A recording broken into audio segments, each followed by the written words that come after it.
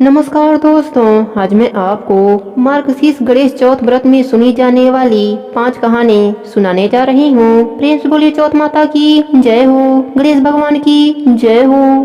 पार्वती जी ने गणेश जी से पूछा कि अगहन कृष्ण चतुर्थी संकटा कहलाती है, उस दिन किस गणेश जी की पूजा किस रीत से करनी चाहिए।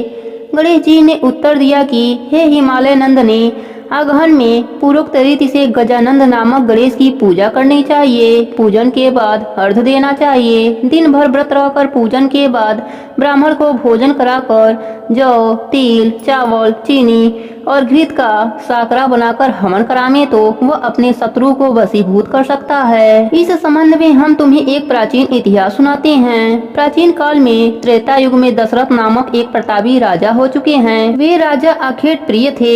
एक बार अनजाने में ही उन्होंने एक श्रवण कुमार नामक ब्राह्मण का अखेट में वध कर दिया। उस ब्राह्मण के अंधे माँ बाप ने राजा को श्राप दे दिया कि जिस प्रकार हम लोग पुत्र शोक में मर रहे हैं, उसी भांति तुम्हारा भी पुत्र शोक में मरण होगा। इससे राजा को बहुत चिंता हुई। उन्होंने पुत्रेष्टि यज्ञ कराया। फलस्वरूप जगदीश्वर राम ने चतुर्भुज रूप से अवतार लिया।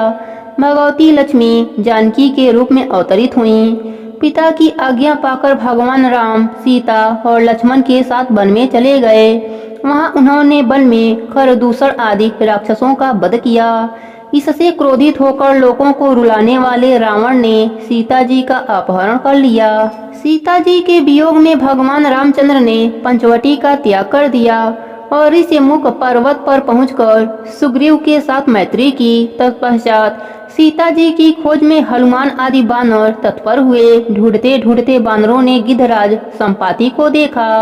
इन बानरों को देखकर संपाति ने पूछा कि तुम लोग कौन हो, इस वन में कैसे आए हो, तुम्हें किसने भेजा है, यहाँ पर तुम्हारा आना किस कारण से हुआ है। संपाति की बात सुनकर बानरों ने उत्तर दिया कि भगवान विष्णु के अवतार दशरथ नंदन राम जी और लक्ष्मण जी सीता जी के साथ दंडक वन में आए। वहाँ पर उनकी पत्नी सीता जी का अपहरण कर लिया गया। हे मित्र, इस बात को हम लोग नहीं जानते हैं। उनकी बात सुनकर संपाति ने कहा कि तुम सब रामचंद्र के सेवक होने के नाते हमारे मित्र हो। जानकी जी का जिसने हरण किया है और वह जिस स्थान पर है वह मुझे मालूम है। सीता जी के लिए मेरा छोटा भाई जटायु अपने प्राण गवा चुका है। श्री रामचंद्र के चरण कमल का स्मरण कर हमारे भाई ने अपना शरीर त्यागा है। यहाँ से थोड़ी ही दूर पर समुद्र है और समुद्र के उस पार राक्षस नगरी है। वहाँ अशोक के पेड़ के नीचे सीता जी बैठी हुई हैं। आप लोग देखिए, रावण द्वारा अपहृत सीता जी अभी भी मुझे दिखाई पड़ रही हैं। मैं आपसे सत्य कह रहा हूँ कि सभी बानरों में हनुमान जी अत्यंत पराक्रमशाली हैं, अतः उन्हें वहाँ जाना चाहिए। केवल हनुमान जी ही अपने पराक्रम से समुद्र लांघ सकते हैं, अन्य कोई भी इस कार्य में समर्थ नहीं है। संपाति की बात सुनकर हनुमान जी ने पूछा कि हे संपाति, दुस्तर समुद्र को मैं किस प्रकार पार कर सकता हूँ। हमारे जब बानर उस पार जाने में असमर्थ हैं, तो मैं अकेला कैसे पार जा सकता हूँ। हनुमान जी की बात सुनकर संपाति ने उत्तर दिया कि हे मित्र, आप संकट नाशक गणेश चतुर्थी का व्रत कीजिए। उस व्रत के प्रभाव से आप समुद्र को क्षण मात्र में पार कर लेंगे। संपाति के आदेश से संकट चतुर्थी के उत्तम व्रत को हनुमान जी ने किया। हे देवी, इसके प्रभाव से वे क्षण भर में समुद्र को लांघ गए। इस श्लोक में इसके समान सुखदायक दूसरा कोई व्रत नहीं है। श्री कृष्ण जी कहते हैं कि हे महाराज युधिष्ठिर, आप भी इस व्रत को कीजिए। इस व्रत के प्रभाव से आप क्षण भर में अपने शत्रुओं को जीतकर संपूर्ण राज्य के अधिकारी बनेंगे। भगवान कृष्ण के वचन सुनकर युधिष्ठिर ने गणेश चतुर्थी का व्रत किया। इस व्रत के प्रभाव से वे अपने शत्रुओं को जीतकर राज्य के अधिकारी बन गए। हे गणेश जी महाराज, अपने सभी भक्तों पर अपनी कृपा बनाए रखना। प्रेम से बोले गणेश भगवान की जय हो। प्राचीन समय की बात है। एक गांव में एक सास बहू रहा करती थी। उनका बेटा विदेश में नौकरी करने गया था। सास बहू को लाड से रखती थी। एक दिन सास किसी काम से गांव जाने लगी तो बहू से बोली कि बहू, चूल्हे की आंच बुझने मत देना। सास इतना कहकर चली गई। चूल्हे की आंच बुझ गई। बहू डर के मारे पड़ोस में आंच लेने गई तो पड़ोसन कहानी सुन रही थी। बहू देखकर बोली कि आप क्या कर रही हो। तब औरतें बोली कि हम चौथ माता की कहानी सुन रहे हैं। तब बहू बोली, इससे क्या होता है? तब औरतें बोली कि चौथ माता अन्य धन, लक्ष्मी, बेटा, पोता सब देती हैं। पति अगर प्रदेश गया हो तो वापस आ जाता है, तू भी किया कर। बहू बोली, मैं कैसे करूं? मेरी सास 3 टाइम रोटी देती हैं। औरतें बोली कि 1 टाइम का रोटी गाय के बछड़े को दे दिया कर, दूसरे टाइम की उठाने में गाड़ दिया कर, तीसरे टाइम की अपने लिए रख लिया कर और चूरमा बनाकर चांद देखकर चौथ माता को भोग लगाकर चांद को अर्घ देकर खा लिया कर। बहू बोली, ठीक है। ऐसा कहकर बहू चली गई। अगले माह में चौथ का व्रत आया तो बहू ने वैसा ही व्रत किया। चौथ माता ने सोचा, अगर सतयुग में परिणाम नहीं देंगे तो कलयुग में मुझे कौन मानेगा। चौथ माता सपने में पति से बोली कि घर जा, तुझे सब याद करते हैं। वह एक सेठ के यहाँ मुनीम का काम करता था तो बोला कि लेने वाले लेने आएंगे, देने वाले देने, तो मैं कैसे जाऊं? चौथ माता ने कहा, कल घी का दीपक जलाकर बैठ जाना, देने वाले दे जाएंगे और लेने वाले ले जाएंगे। पति ने ठीक वैसा ही किया और सेठ से हिसाब करके घर आने लगा। रास्ते में एक सांप मिला। बोला, मैं तुझे खाऊंगा। उसने कहा, मैं अपने घर वालों से मिल लूं, फिर तुम मुझे खा लेना। वह घर आ गया। पत्नी ने दरवाजा खोला पर वह किसी से कुछ नहीं बोला। वह जाकर सो गया। उस दिन चौथ का दिन था। पत्नी ने व्रत किया था। वह जौ देख रही थी। वहीं पट्टे पर चौथ, आंखें, चूरमा, दीपक सब रखा था। वह सांप घर में आ गया और उस लड़के के कमरे में चला गया। चौथ माता ने सोचा, यह सांप इसको खा जाएगा, कुछ करना चाहिए। तब दीपक ढाल बन गए, आंखों का तलवार बन गए और सांप को काटकर ढाल से ढक दिया। पति यह सब देख रहा था। सांप के मर जाने के बाद पत्नी से बोला। तब पत्नी बोली, आप तो मुझसे बोले ही नहीं। तब पति बोला, क्या बोलता? यह देख, मेरा काल मेरे साथ आया था, वह मर गया। फिर दोनों ने आपस में खूब बातें की। सुबह उठा तो माँ से बोला कि माँ, मेरे जाने के बाद कुछ धर्म कर्म करती थी। माँ बोली, नहीं बेटा, तू था तो मंदिर चली जाती थी, पर तेरे जाने के बाद तो कुछ भी नहीं किया। फिर उसने कहा, बहू से पूछो। माँ बोली, यह क्या करेगी? इसको तो मैं 3 समय खाना देती थी। बहू ने कहा, मैं करती थी। सास बोली, क्या करती थी? बहू बोली, मैं चौथ का व्रत करती थी। सास ने कहा, क्या सबूत है? वह बोली, बछड़े से पूछ लो। बछड़ा ने मुंह खोला तो मुंह में से हीरे मोती झड़ने लगे। फिर बहू बोली, उठाने में देख लो। उठाने को खोदकर देखा गया तो रोटी की जगह सोने चांदी का ढेर मिला। तीसरे बनिए से पूछ लो। बनिए की बात भी सही निकली। सास बोली, क्या चौथ माता ऐसी हैं? बहू बोली, हाँ, चौथ माता सबका भला करती हैं, सुख सौभाग्य देती हैं, सबकी रक्षा करती हैं। हे चौथ माता, जिस प्रकार आपने बहू पर अपनी कृपा करी, वैसे ही अपने सभी भक्तों पर अपनी कृपा बनाए रखना। प्रेम से बोली चौथ माता की जय हो, गणेश भगवान की जय हो। एक सेठ सेठानी थे। उनका एक बेटा और एक बहू थी। बहू सबको भोजन करा के फिर स्वयं भोजन करती।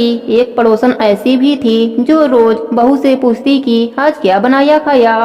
बहू कहती, ठंडो बासी।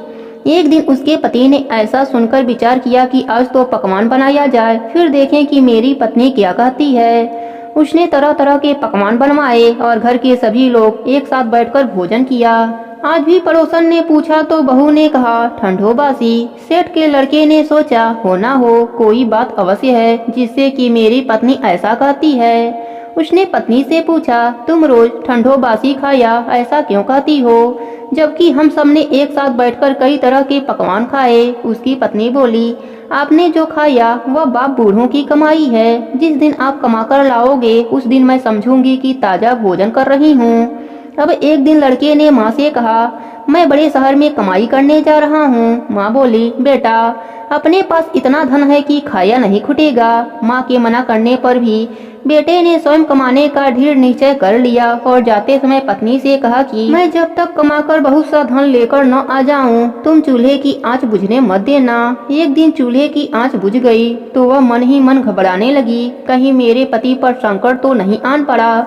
पत्नी जल्दी से पड़ोस में से आंच लाकर चूल्हे में रख दूं, ऐसा विचार करके पड़ोस में गई। वहाँ पड़ोसन ने कहा, थोड़ी देर में आकर ले जाना। बहू ने पड़ोसन से पूछा, आप यह व्रत क्यों करती हैं, इससे क्या मिलता है? पड़ोसन ने कहा, चौथ माता के इस व्रत को करने से अन्य लक्ष्मी मिले और सभी मनोकामना पूरी हो जाती है। अब बहू भी चौथ माता का व्रत करने लगी। दीवार पर चौथ माता बनाई। उस दिन घी गुड़ का चूरमा बनाकर रात्रि को चंद्रमा को अर्घ देकर भोजन करती।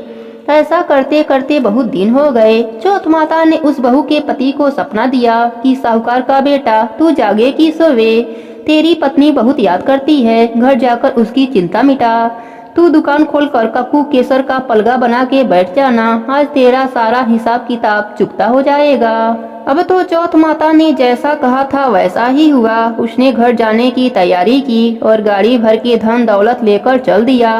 रास्ते में एक बड़ा सा काला नाग फन फैलाए बैठा मिला और कहने लगा, आज मैं तुझे डसूंगा, छोड़ूंगा नहीं, आज तेरी आयु पूरी हो गई है। सेठ के लड़के ने कहा, आज चौथ माता ने मुझे सपना दिया तो मैं पत्नी से मिलने घर जा रहा हूँ। वहाँ मेरी पत्नी बहुत चिंता कर रही है, मैं उससे मिलकर आ जाऊंगा, तुम मुझे डस लेना। नाग ने कहा, शपथ पूर्वक कहकर जाओ तो मैं तुम्हें जाने दूंगा, परंतु लौटकर नहीं आए तो मैं तुम्हारे घर आकर तुम्हें डस लूंगा। इस प्रकार सर्प को वचन देकर वह अपने घर पहुंचा।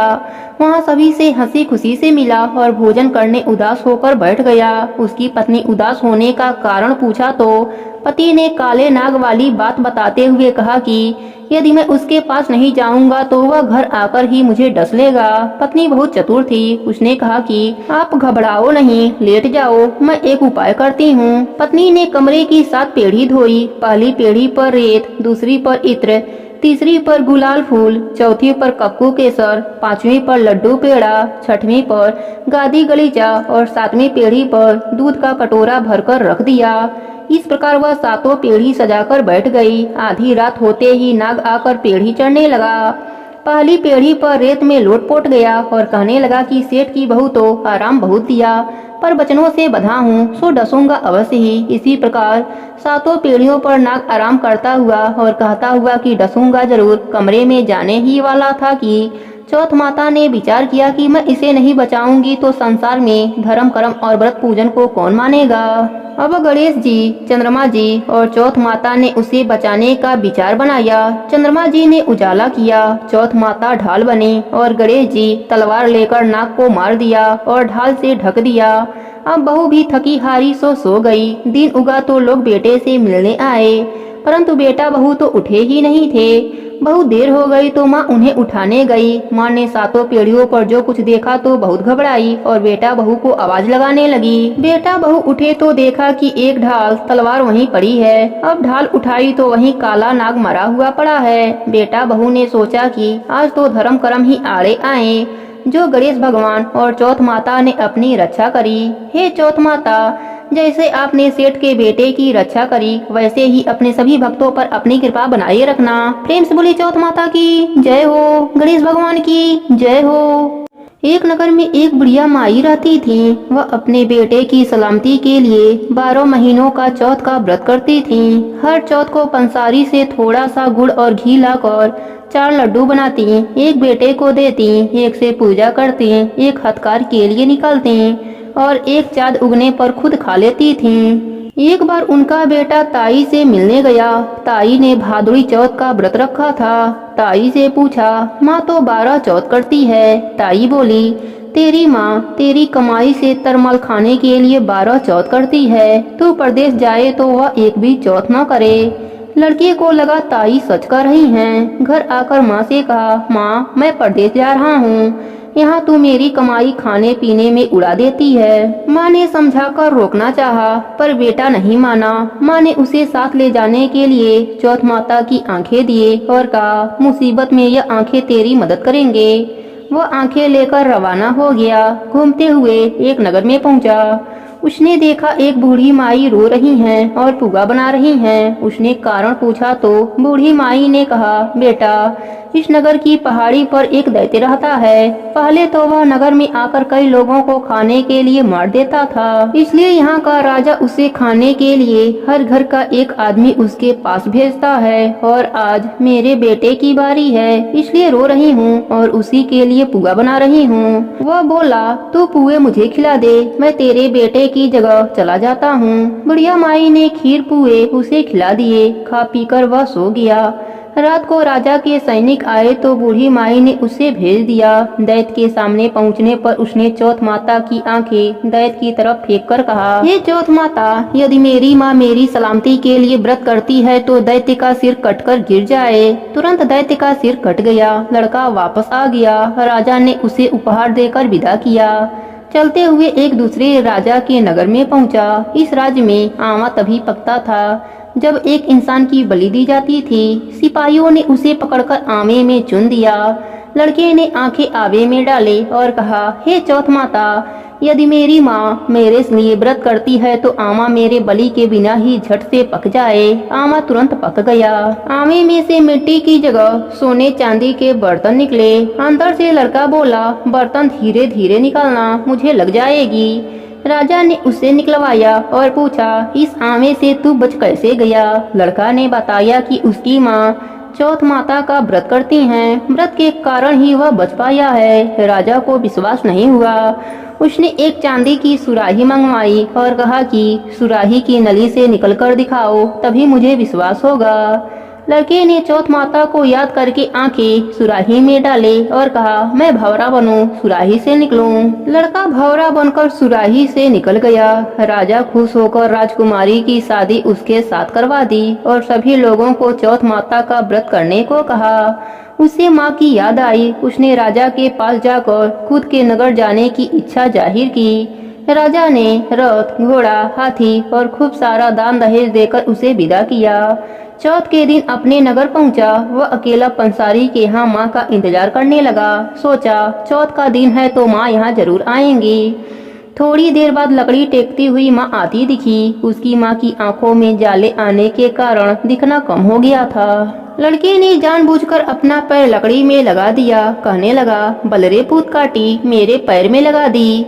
माँ ने उसे नहीं पहचाना। कहने लगी, भैया, मुझे चाहे कितने भी गाली निकालो पर मेरे बेटे को कुछ मत कहना। बेटा माँ के चरणों में गिर पड़ा। कहा, माँ, मैं तेरा ही बेटा हूँ, मुझे माफ कर दो। माँ ने उसे गले से लगा लिया। नगर के लोगों ने विश्वास नहीं किया कि वह उसी का बेटा है। बूढ़ी माई ने चौथ माता को याद करके कहा, हे चौथ माता, यदि मैं अपने बेटे के लिए व्रत करती हूँ तो मेरे स्तन में दूध भर जाए और उसकी धार मेरे बेटे के मुंह में गिरे। माँ के स्तन से दूध की धार निकलकर बेटे के मुंह में गिरने लगी। लोग चौथ माता की जयकारा लगाने लगे। उस नगर के सभी लोग चौथ माता का व्रत करने लगे। हे चौथ माता, जैसे आपने बूढ़ी माई और उसके बेटे की सहायता करी वैसे ही हमारी भी करना। अपने सभी भक्तों पर अपनी कृपा बनाए रखना। प्रेम से बोलिए चौथ माता की जय हो, गणेश भगवान की जय हो। एक समय की बात है, एक नगर में श्यामलाल नाम का आदमी अपने पत्नी सुनैना के साथ रहता था। वह दोनों गणेश भगवान के परम भक्त थे। वह गणेश भगवान को अपना इष्ट देवता मानते थे। गणेश भगवान की कृपा से उनके घर में अन्य धन का भंडार भरा था। उनका एक बेटा और एक बेटी थी। अपने माता पिता के तरह ही वह दोनों भी गणेश भगवान के नित्य नियम में पूजा पाठ में लगे रहते थे। जब बेटी शादी के योग्य हुई तो श्यामलाल अपने बेटी की शादी खोजने लगा। श्यामलाल जिस घर भी जाते वह पता लगाते कि उस घर में पूजा पाठ होता है कि नहीं। इस तरह से उन्हें एक मध्यवर्गीय परिवार मिला। उस परिवार में सभी लोग धार्मिक प्रवृत्ति के थे। इस प्रकार श्यामलाल अपने बेटी का विवाह कर दिया। बेटी जब ससुराल गई तो ससुराल में वह गणेश भगवान का नित्य नियम निभाने लगी। देखते ही देखते उसके घर में अन्य धन का भंडार भर गया। अब वह सेठ सेठानी कहलाने लगे। यह बात उनके पड़ोसन को अच्छी नहीं लगी। वह राजा के पास गई और राजा से बोली, हमारे पड़ोस में एक बहू आई है, वह साक्षात लक्ष्मी है। उसके आने के बाद वह लोग दिन दूना रात चौगुना तरक्की कर रहे हैं। ऐसी भाग्यशाली लक्ष्मीवान बहू तो राजमहल में होनी चाहिए। अगर वह आपके पास रहे तो आपका राजकोष कभी भी खाली नहीं होगा महाराज। पड़ोसन की बात सुनकर राजा उसके बातों में आ गया। वह राजा सेठ के घर से उसके बहू को लाने का हुक्म दे दिया। सिपाही आए और बहू को साथ चलने को कहने लगे। बहू ने कहा, आप महाराज से कह देना कि मैं 12 दिनों के बाद आ जाऊंगी। इस प्रकार सिपाही राजमहल आकर राजा को बता दिया। राजा भी मान गया। बहू गणेश भगवान से प्रार्थना करने लगी, हे प्रभु, मेरी इज्जत आपके हाथों में है, आप मेरी रक्षा करिए। गणेश भगवान के कोप से राजा के शरीर में जलन होने लगा। देखते ही देखते उसके शरीर में कोढ़ निकल आया। वह अपना बहुत इलाज करवाया पर उसके शरीर से जलन समाप्त ही नहीं हो रहा था। फिर उसने पंडितों से इसका उपाय पूछा। तब पंडितों ने बताया कि आपने सत्य की बहू पर बुरी नजर डाली है, इस कारण से आपको गणेश भगवान सजा दे रहे हैं। फिर राजा पछताता हुआ सेठ के घर गया और बहू से क्षमा मांगने लगा और गणेश भगवान से भी क्षमा मांगी। इतना करते ही राजा का शरीर पहले जैसा हो गया। राजा ने सेठ को बहुत सा धन दिया और पड़ोसन को सजा दी। गणेश भगवान का चमत्कार देखकर राजा के साथ नगर के सारे लोग भी गणेश भगवान का नित्य नियम निभाने लगे। गणेश भगवान की कृपा से उनके घर में अन्य धन का भंडार भर गया। हे गणेश जी महाराज, जैसे आपने बहू पर अपनी कृपा करी वैसे ही अपने सभी भक्तों पर अपनी कृपा बनाए रखना। कहानी अधूरी हो तो पूरी करना, पूरी हो तो मान रखना। प्रेम से बोले गणेश भगवान की जय हो, भोलेनाथ की जय हो, पार्वती माता की जय हो। एक समय की बात है, किसी गांव में एक साहूकार और उसकी पत्नी रहते थे। उनके 3 बच्चे थे। साहूकार बहुत समझदार और धार्मिक था। सुबह उठकर स्नान आदि करके सूर्य देव को जल अर्पित करता और लक्ष्मी माता की पूजा करता और कथा कहानी सुनता। जबकि साहूकारनी उसके विपरीत एवं आलसी महिला थी। ना तो सुबह जल्दी उठती, ना ही झाड़ू पोछा करती और ना ही खुद स्नान करती, ना ही बच्चों को स्नान कराती। साहूकार ने उसे कई बार समझाया कि ब्रह्म मुहूर्त में उठकर झाड़ू पोछा किया करो, स्नान आदि करके चौका किया करो, बच्चों को भी स्नान आदि कराया करो। देखो हमारा घर कितना गंदा रहता है। जिस घर में गंदगी होती है वहाँ कभी भी बरकत नहीं आती, अन्य धन की कमी लगी रहती है, अशांति छाई रहती है और माता लक्ष्मी की जगह दरिद्रता का वास रहता है। लेकिन साहूकारनी पर इन बातों का कोई भी असर नहीं होता। एक दिन शाम के समय घर का सामान खरीदने साहूकारनी जा रही थी। लक्ष्मी माता ने एक सुंदर महिला का रूप धरा और उसके पास आकर बोली, बहन क्या तुम्हारी लालटेन की रोशनी से मुझे भी यहाँ रास्ता पार करा दोगी? तो साहूकारनी बोली, हाँ जरूर, लेकिन तुम कौन हो? तुम्हें पहले कभी भी गांव में नहीं देखा। तब लक्ष्मी माता बोली, मैं शहर से यहाँ अपने बहन के घर आई हूँ। दोनों बातें करते करते रास्ता पार कर रही थीं। तो साहूकारनी बोली, बहन तुम कल सुबह मेरे घर आना, हम खूब बातें करेंगे। अगले दिन लक्ष्मी माता साहूकारनी के घर पहुँची और घर की दशा देखकर बोली, बहन तुम घर की साफ सफाई नहीं करती, घर कितना गंदा हो रखा है, चौका भी गंदा पड़ा है, बच्चों ने भी गंदे कपड़े पहने हैं। तब साहूकारनी बोली, बहन मुझे साफ सफाई करना बिल्कुल भी अच्छा नहीं लगता। तब लक्ष्मी माता बोली, तुम एक बार मेरे कहने से घर को साफ तो करो, तुम्हें सब अच्छा लगने लगेगा। तब लक्ष्मी माता बताती गई और साहूकारनी घर का काम करती गई। घर की सारी साफ सफाई कर चूल्हा लिपा और बच्चों को नहलाकर साफ वस्त्र पहनाए। फिर साहूकारनी खुद नहाई और साफ कपड़े पहनकर तैयार हो गई। इस तरह लक्ष्मी माता रोज साहूकारनी के घर आती और उससे घर की साफ सफाई करवाती। इस तरह कई दिन बीत गए। साहूकार यह देखकर बहुत खुश हुआ। घर में साफ सफाई रहने से, लक्ष्मी माता की पूजा करने से बरकत होने लगी। घर में अन्य धन के भंडार भर गए। साहूकारनी के पड़ोसियों ने जब उसकी तरक्की देखी तो उनसे रहा नहीं गया और साहूकारनी से पूछने लगे, अचानक तुम्हारे दिन कैसे फिर गए? तो साहूकारनी बोली, मेरी एक सहेली है, उसका नाम धरा है, वह रोज आती है और मुझसे घर की साफ सफाई करवाकर लक्ष्मी माता को भोग लगवाती है, फिर कथा कहानी सुनाकर चली जाती है। उसी ने मुझे यह सब सिखलाया है, मैं उसका कहना मानती हूँ और मुझे अब सारा साफ सफाई करके पूजा करना बहुत अच्छा लगता है।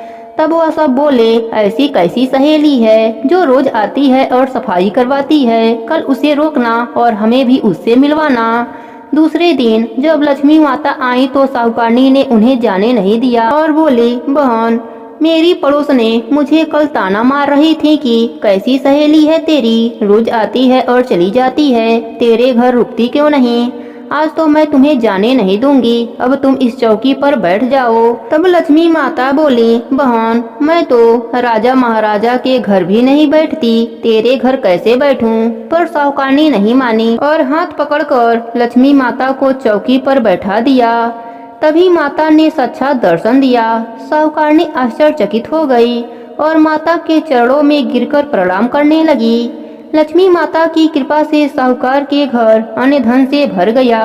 हे लक्ष्मी माता, जैसी कृपा आपने साहूकार और साहूकारनी पर करी, वैसे ही अपने सभी भक्तों पर अपनी कृपा बनाए रखना। प्रेम से बोले लक्ष्मी माता की जय हो, अगहन मास की जय हो।